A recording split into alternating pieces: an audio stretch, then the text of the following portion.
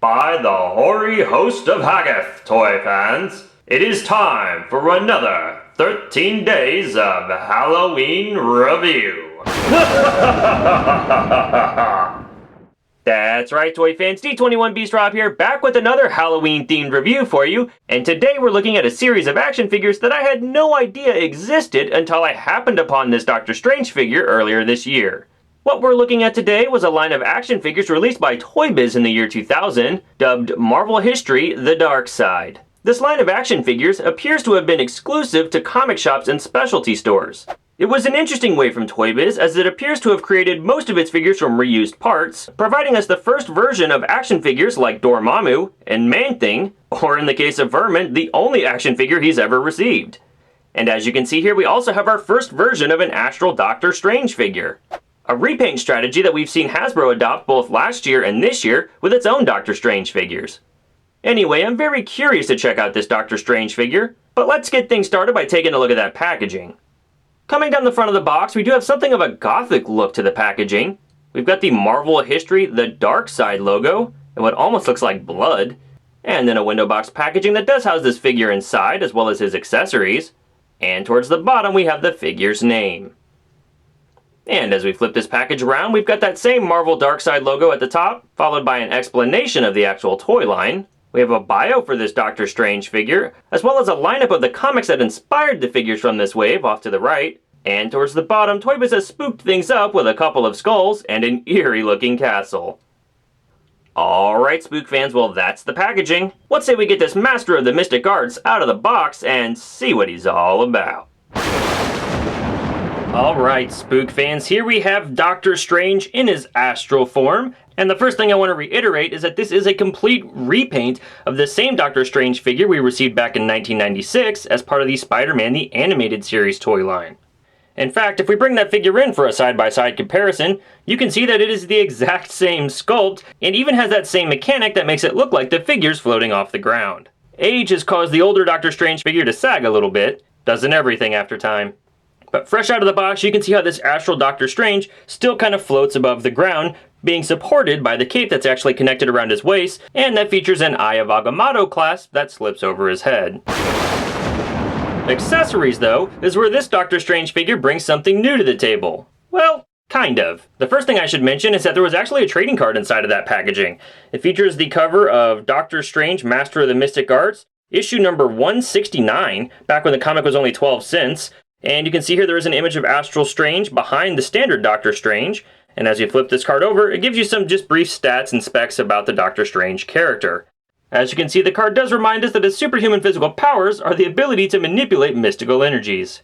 But aside from the trading card, we also have this mess of plastic. This is a display stand, I guess, for Astral Doctor Strange. But those of you who've been collecting Marvel Legends for a long time probably recognize this thing as the flame stand that this Series 2 Toy Biz Human Torch figure came with all those years ago.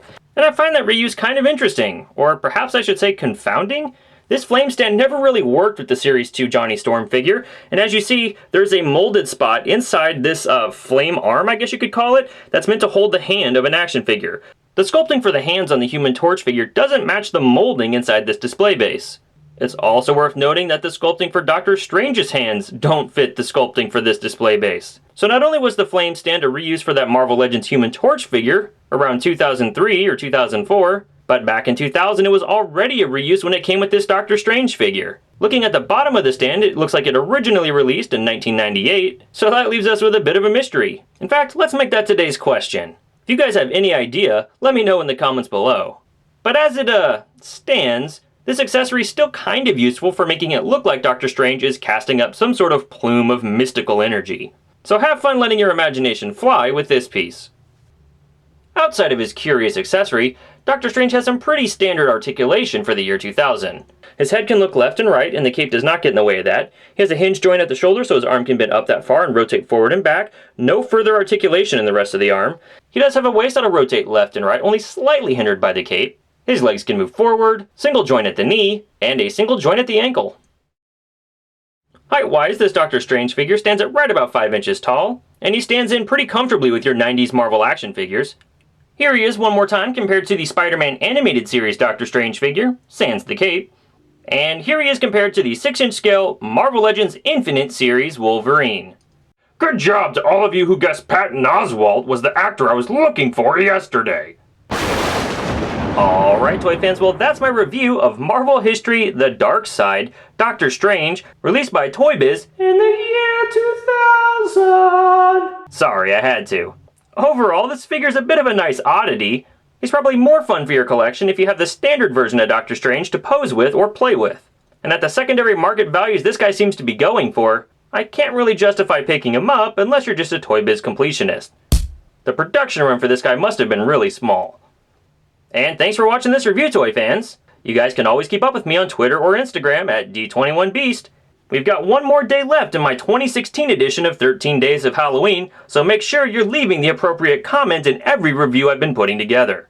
Get your costumes and jack-o'-lanterns ready, cause I'll be back tomorrow!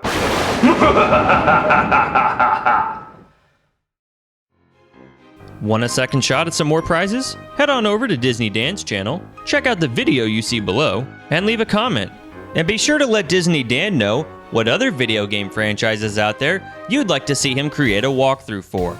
Thanks for stopping by, and good luck!